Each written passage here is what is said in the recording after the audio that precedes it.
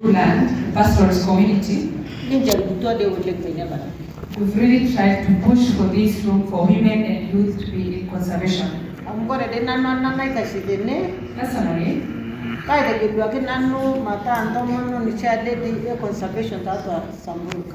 she's a chair lady for the women in conservation in the Samburu County.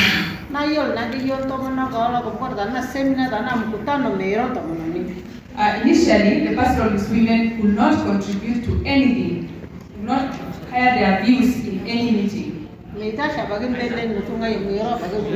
They could not stand before maybe the men or in any meeting, they cannot stand. You as a leader, leaders should give the women a chance. Ask them because they have views that they can contribute to development. Women will contribute because they have a fear, but when given a chance, they can talk. In conservation, we have the CLMC, community-led or community land management committees. In that committee, there are only 5 women. Men are around 15, 17. When a lady stands for election in that position of the chairman for the committee, nobody will elect her. That's what the government from our country saw. And the rule through the land management came that there must be the women position, the two gender rule. And we were given 5 positions. And that's how we came in. Men are not giving us a chance. Already one man here is harassing her. So they're saying she's saying the man is the head and the women are the neck. And there is no way the neck will come to on top of the head. What she has learned from yesterday and today, that the women are being given to be the president. If I were in this country, I would do politics day and night. Make the women in position.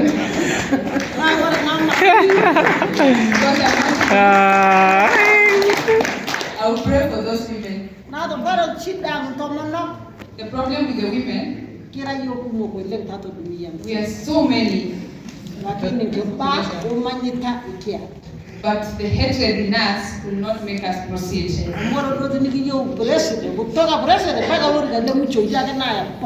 Because if we want any political seat, and the population of women will win easily. You as the leaders, give the youth a chance. If there are 5 positions, the women and the youth should be included. And you, the men, take the rest.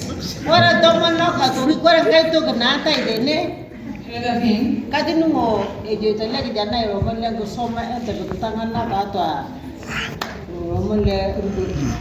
yeah, education, sensitization, all that should be done.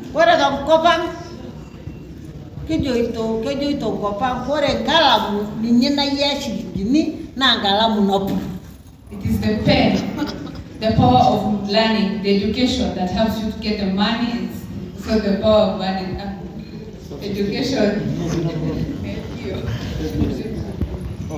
If you say the educated use education to solicit for resources and funds, and you still use the same education to steal those funds.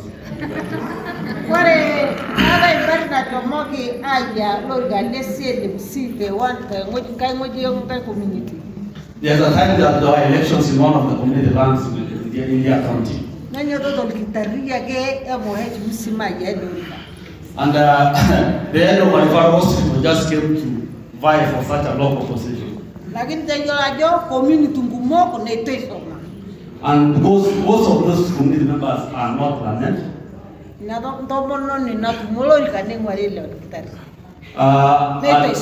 just a local woman won against such a big guy.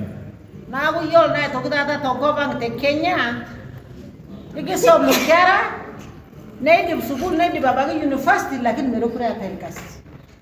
a lot of joblessness in Kenya currently.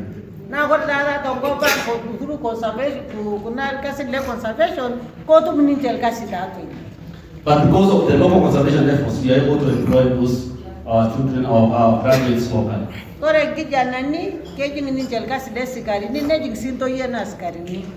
Even the security forces, like because we have national security force agencies, they employ our youth and both ladies and gents. Even in the local tourism industry, we employ both genders, ladies and gentlemen. We are even involving employment involving both people living with disability. All of them get the opportunities.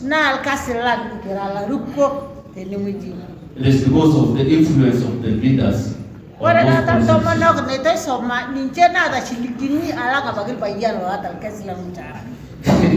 She's saying that the local and uneducated women are richer than the educated men.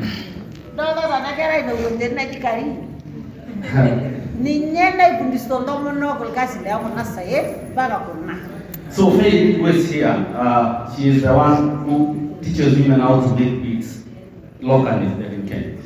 Now through She works with the local NGO that also supports women to acquire foreign markets for their beads. They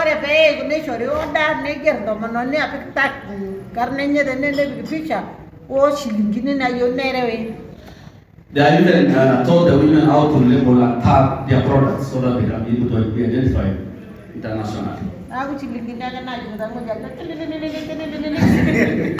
So money is coming to Kenya like water in a tap.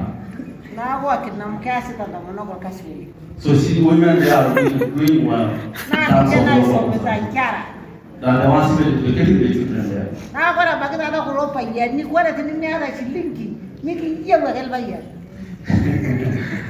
She is saying that nowadays men do not even marry women who cannot be able to make something on our own.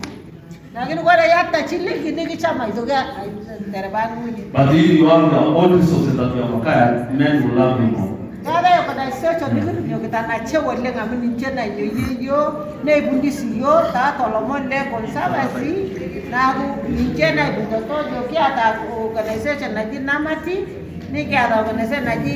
Women Trust impact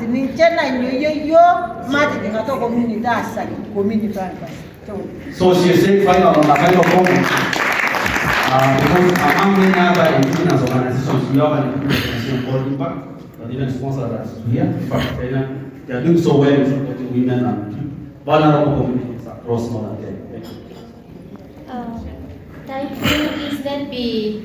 Let's try to summarize because we have to listen to so many experience sharing. Let's try to be brief. Please, 2 minutes so that everyone will speak. Okay, I give it zero discrimination. Thank you. I'm a man, I have the interest of the women at heart. I come from Ghana. My name is Namibia. In Ghana, we've involved in youth and particularly women in biodiversity. In all our forest restoration interventions, we have at the core women and the youth in our local communities. For instance, we have the modified Tonga system of restoring the integrity of our divided forest cover. And the tenets of the Tonga system is that the youth, and particularly women, are able to own properties in the protected area, the tree plantation being established. When the produce or the tree matures, whoever planted the tree is entitled to 40% of the revenue. Government also takes 40%. So people in the rural communities, women and the youth, are actively involved in this stronger system of restoring the integrity of the degraded forest land. We also have a policy called the Youth in Afforestation, which cuts across the length and breadth of Ghana, where youth are recruited and paid on a monthly basis to be involved in forest restoration interventions in the country. I want to be brief, so I went in. Thank you. Give it fast. Thank you. I will also be very brief. I will share the experience of Liberia. We have good laws, progressive laws that include women and include youth. So even on land management committees, as we heard, the law says there should be equal representation. And they are. Because everywhere you go, you see that equal representation. But the issue is the implementation of that law. There is also an inheritance law that talks about how property is divided.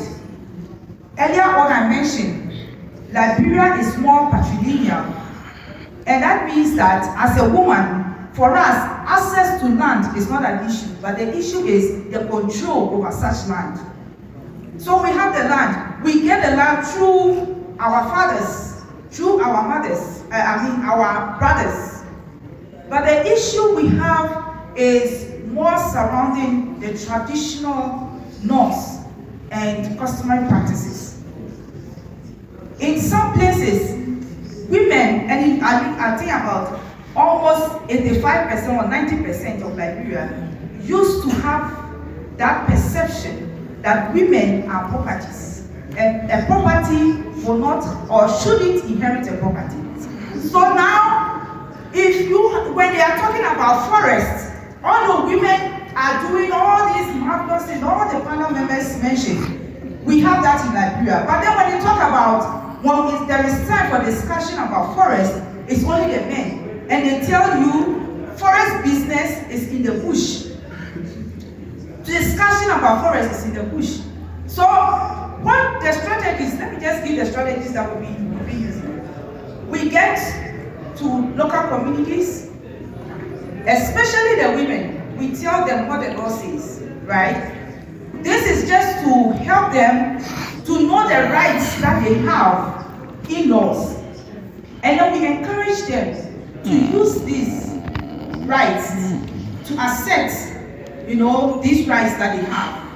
So we have, with due respect to all the Muslim communities here, there is a Muslim community that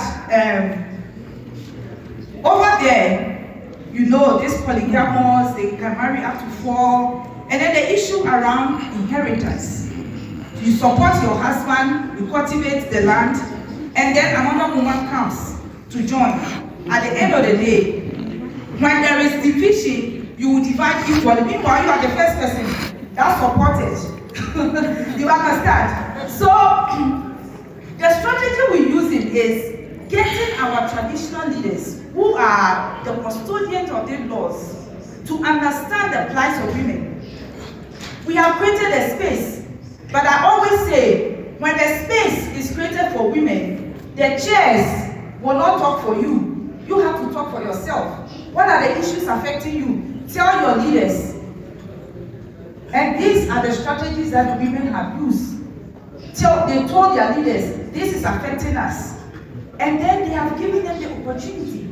So now in the community that I'm talking about, women are owning land. They have given the land to the women, customary land at that rate. And they are developing or having their livelihood activities ongoing. They are contributing to the home besides the contribution of conservation. The traditional leaders were oblivious of the laws that is written. So they were not aware that there is even an inheritance law that guarantees a woman 1/3 of the property of your husband. Like in Liberia, when a husband dies, your spouse dies, if you don't produce a male child, you lose all your properties. It goes to your male child. And then you, as a woman that you suffered with your husband, you go go and inherit or share those inheritance with your son. So a son is very important. But now I think that that is reducing. Another strategy is using the making champions of the traditional leaders that we have. So they are rather the advocates for women's rights, championing that, and we have seen successes. So I will end here. Thank you. Obrigada. Eu vou falar em português. No meu país existe um slogan que as mulheres usam, que diz o seguinte: mexeu com uma, mexeu com todos. Quando as mulheres se unirem, a violência vai cair. Isto por quê? Porque existem vários movimentos de Moçambique que lutam pelo direito das mulheres e promoção do direito dessas mulheres. E o nosso governo promove muito os direitos das mulheres. Em termos políticos, as mulheres estão num patamar bom. Em termos acadêmicos, as mulheres estão num bom patamar. Mas na componente conservação, gestão de recursos naturais, há um trabalho que tem que ser feito e nós já estamos a fazer. Não estamos piores, não estamos tão maus, mas alguma coisa está acontecendo. Na componente de governação comunitária, nós empoderamos mais as mulheres ao nível de base e percebemos que, por causa deste envolvimento da mulher no topo mais alto e as mulheres ao nível de baixo, elas não têm conhecimento dos seus direitos e há necessidade de promover os direitos das mulheres. Então estamos a trabalhar com conselhos consultivos locais. As mulheres, se não se fizerem refletir nos conselhos consultivos locais, de certeza absoluta, os seus direitos ficam afogados e nada de bom acontece ao nível dessas mulheres de base. Quem usa mais a terra em Moçambique são as mulheres. Quem conserva melhor a terra em Moçambique são as mulheres. Mas os benefícios para essas mulheres são irrisórios. Isso para nós é um desafio muito grande. A sorte é que já estamos a trabalhar nesse sentido e estamos a elevar cada vez mais o empoderamento das mulheres ao nível da comunidade. Existem comunidades modelos, onde já trabalhamos com várias organizações da sociedade civil, no acesso à terra e recursos naturais. E estas comunidades, na sua maioria, são lideradas por mulheres. Hoje já existem cooperativas, já existem associações agropecuárias e estas associações já estão a elevar o nível de desenvolvimento dessas comunidades. Esta é a pequena experiência que eu queria partilhar em Moçambique. Muito obrigada. Please, we have yes, 5 minutes left. I'm John. 1 minute. I'm John. I'm coming from Sierra Leone. When I came here, this room was jam-packed with young people. Now, if you walk around, 30% have gone out. And that is what we are grappling with. How do we build social capital on conservation for young people? When I had the statistics, 1.2 of young people now in Africa. In just this room, 30% have gone. Now we have 1.5 billion come 2030, meeting the obligation of the Paris Agreement. And that comes in women and young people participation in conservation. It is a very big challenge that we have in our hands. And there is this knowledge gap. In Sierra Leone, the conservation law was passed way back in 1924. None of us here was around. That talks about the legacy we have that we inherited from our forefathers, about colonial masters. How do we have a turnaround of such situation through policy legislation? How do we ensure that we have interest coming from young people, because they will have they are going to be our future leaders. You know, I have this passion for the youth world because 25 years ago, I advocated for the national youth policy in Sierra Leone, and then that accumulated into the West African youth policy design. So I have this passion for young people, but now what we see, there is this conservation bulge. There is a big gap that AICA needs to really be looking at more critically and more very seriously.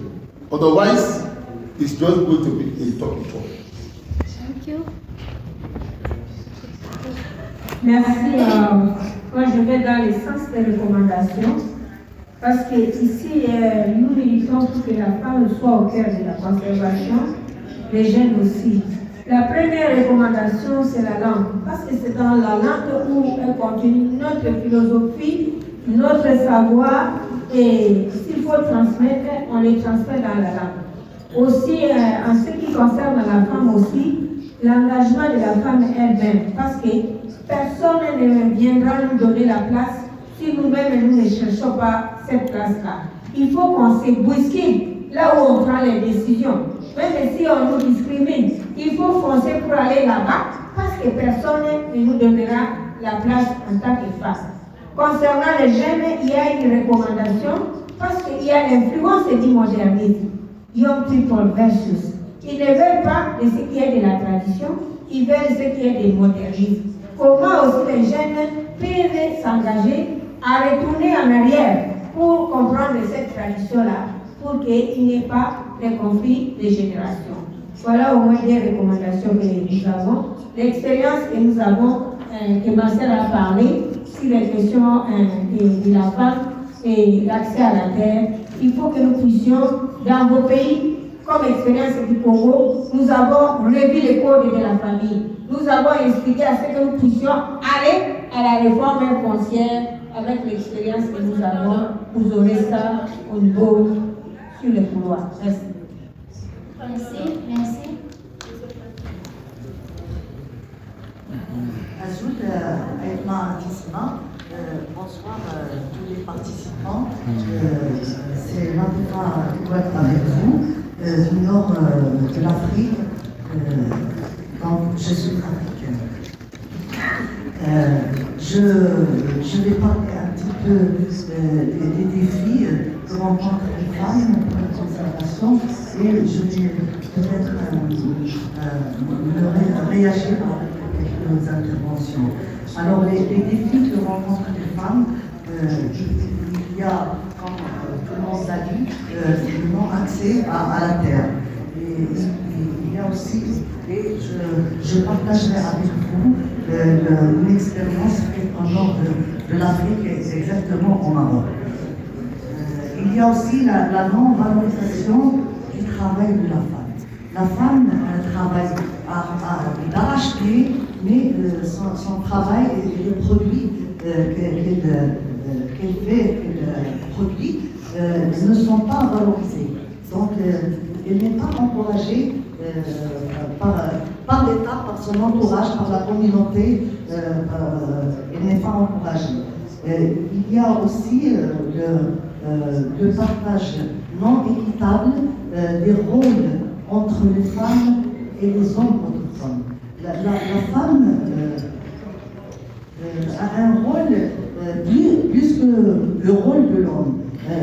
Tout à l'heure, dans la salle, quelqu'un a dit elle va chercher du bois, elle va chercher de l'eau, elle va regarder le couchon, elle prépare le repas, elle s'occupe des enfants. Donc je me demande qu'est-ce que l'homme fait en parallèle.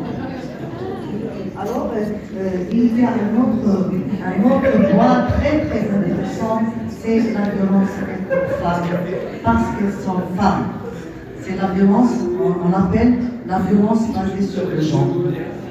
Et donc, pour l'accès à la terre, je parlerai avec vous l'expérience du nord de l'Afrique, exactement au Maroc, à Kenitra, quand l'État a voulu répartir les terrains communautaires, il a appelé juste les hommes et non pas les femmes.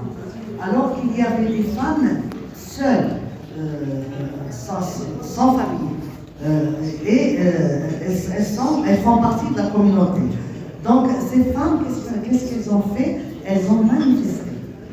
Et elles ont fait des sittings, ils ont manifesté par toutes les façons.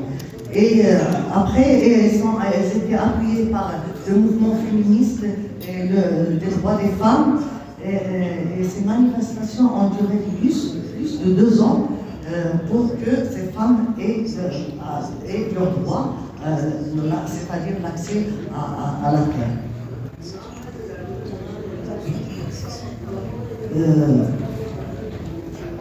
Oui, il y a aussi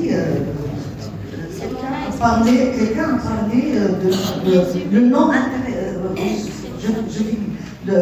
non-intérêt des femmes à la technologie. Si les femmes ne sont pas intéressées à la technologie, c'est parce qu'elles ont une corvée.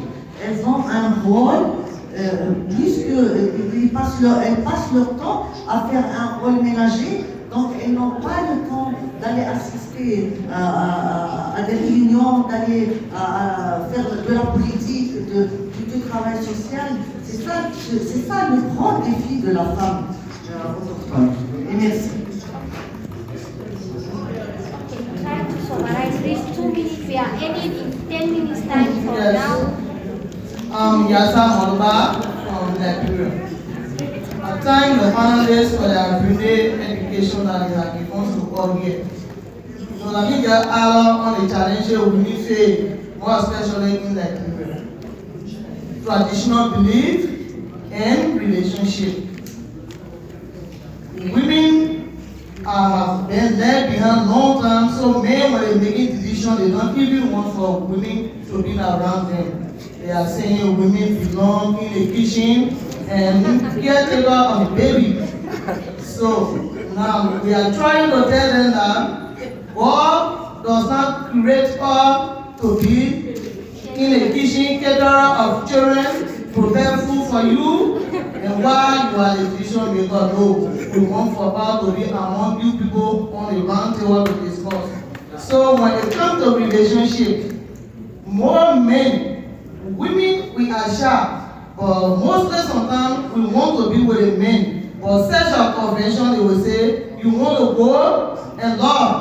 So for that belief they have, they will always like to post up to their women, not to attend meeting or program. Then my question to the panelists, what are the platforms that conservation women, when it comes to benefit sharing to the donor and international community, are designed to put in place for us? Thank you. Okay, thank you. I'll pass it on.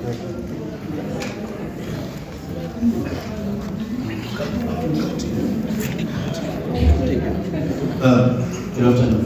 1 minute. Well, actually, I have a question for the panel.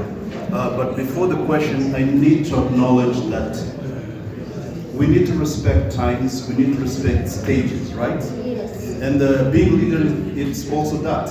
Women or men need to respect that, right? So I'm only here because my mom did the best for me to study, right? Yes. So I think we need to make sure that young people also have opportunity to study.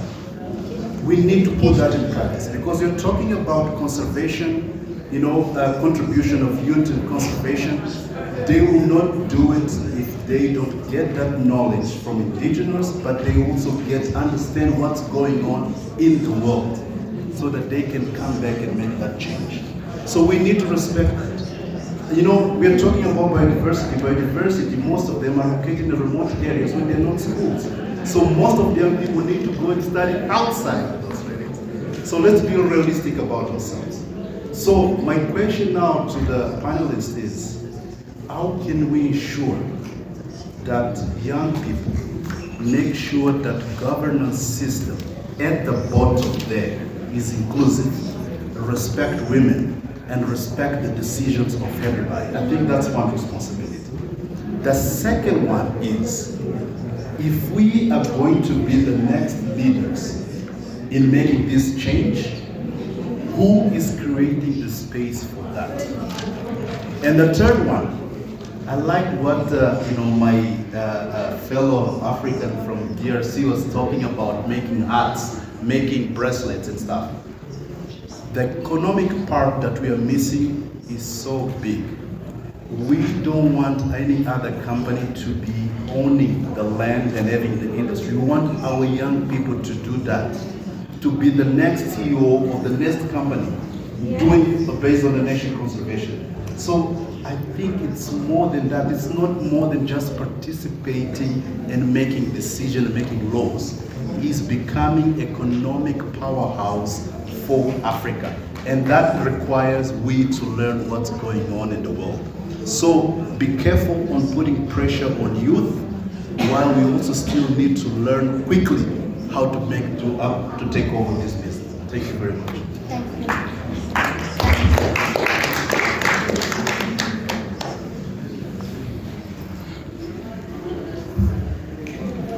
Bonjour à toutes et à tous. Donc, en relation à un jeu, nous avons remarqué le GSAI. Je suis doctorant en économie, spécialité en développement durable au Maroc. Je suis doctorant en Asie de la moyenne classe, particulièrement dans la région de l'Est-Bougou.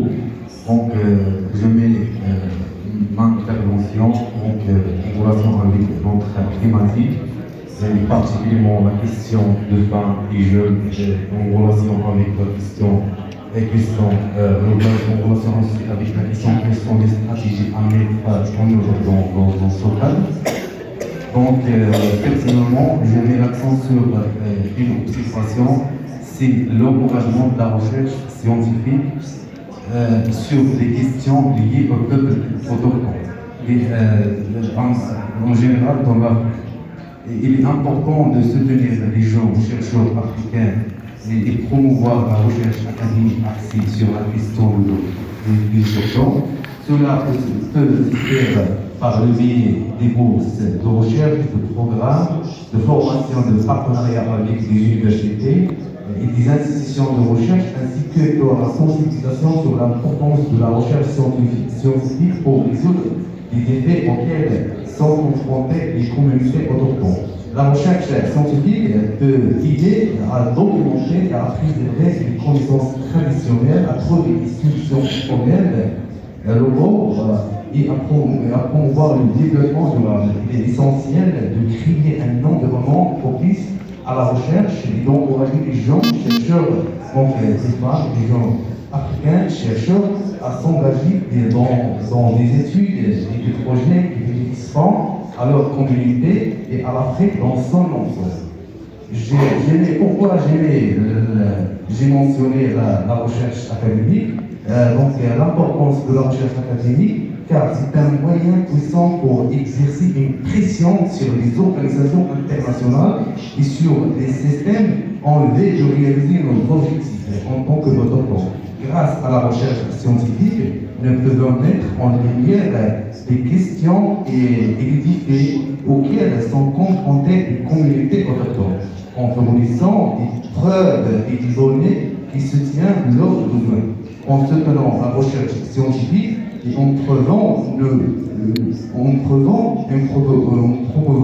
nous devons mieux sensibiliser le public international aux questions autochtones et plaider en faveur de politiques et de mesures qui répondent à leurs besoins.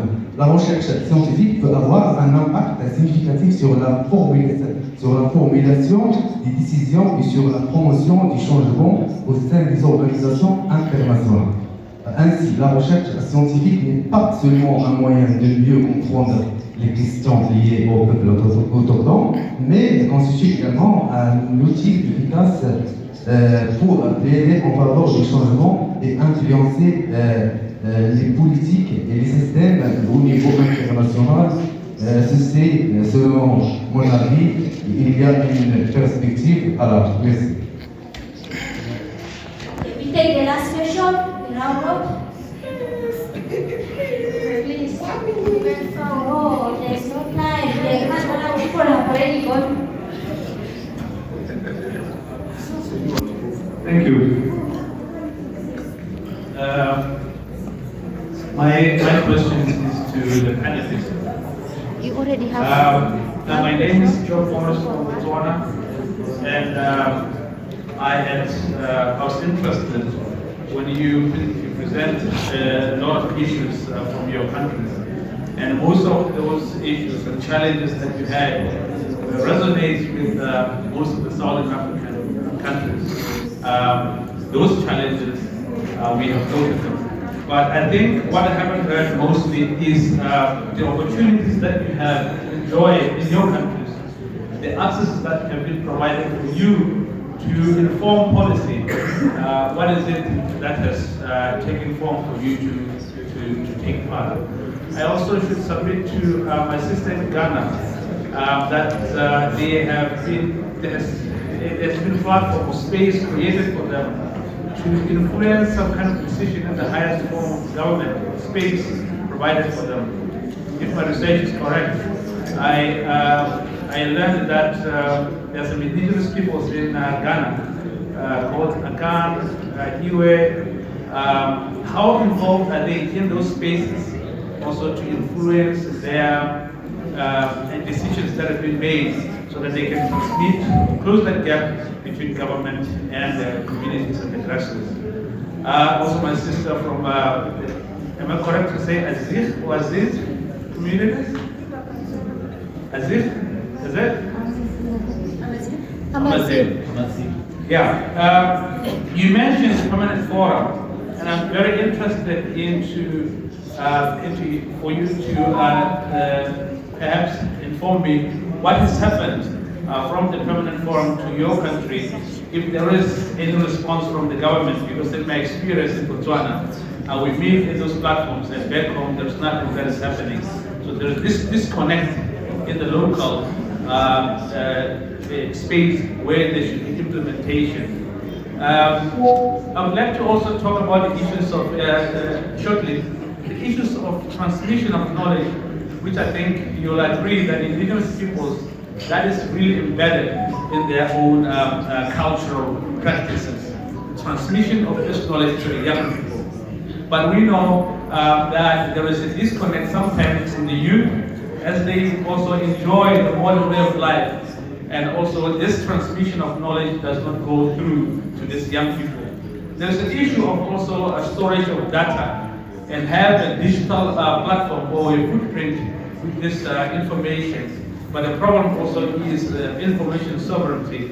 How can we protect that information, and how much information can we also put in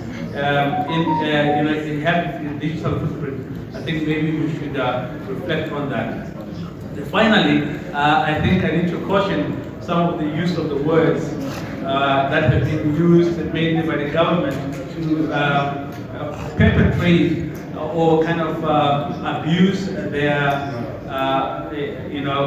strength and their kind of approach to us.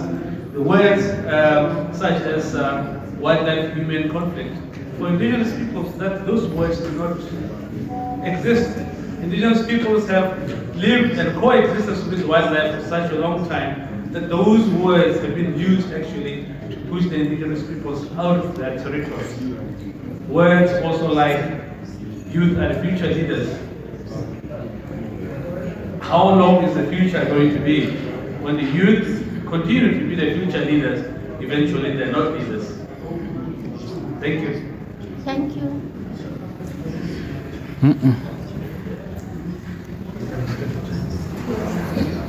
Everyone wants to speak. I give it, I pass on.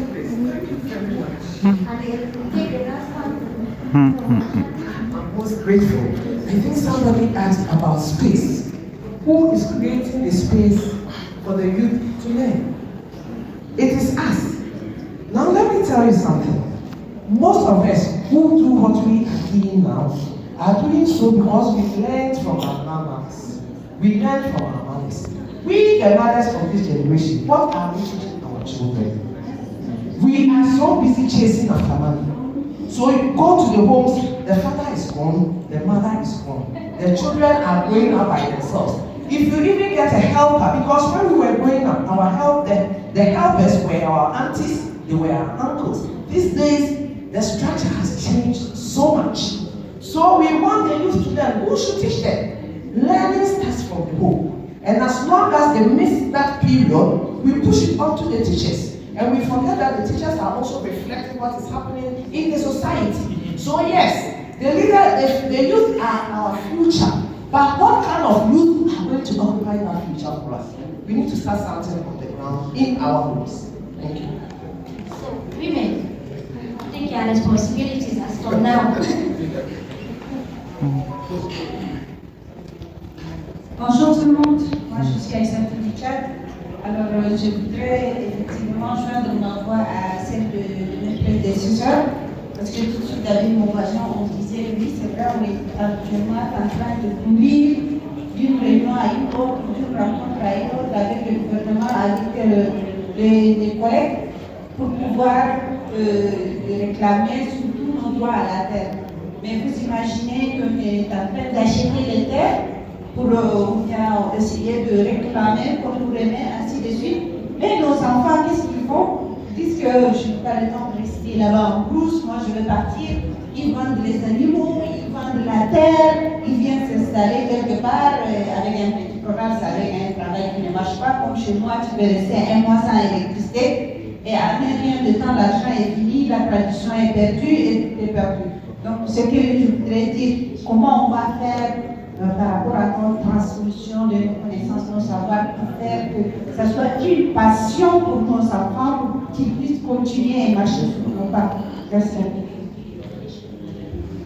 Okay, so we can now ask the panelists to respond to these questions. I start with my brother. So, you see the